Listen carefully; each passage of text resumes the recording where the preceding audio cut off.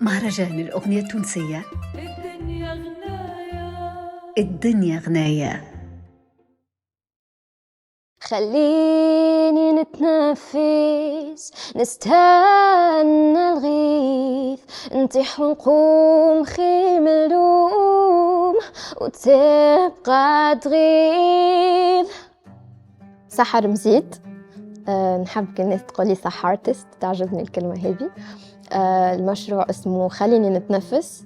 الملحن أنا سحر مزيد، الكاتب سفيان مزيد، والموزع سكيلز.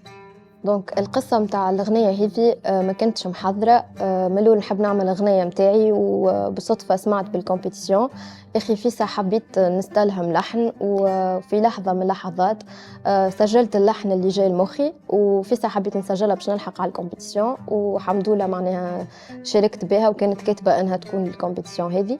والكلمات اللي تكتبوا في الأغنية ياسر يعبروا على المراحل اللي عشتهم واللي قاعدة باش نعيشهم وباش نخوضهم في حياتي، خاطر تحكي عن نفس، تحكي على التعب، تحكي على التضحيات اللي تعملها باش تنجم توصل لحلمتك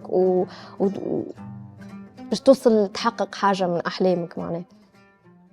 مهرجان الأغنية التونسية من 7 ل 12 مارس 2023 بمدينة الثقافة الشادي القليبي.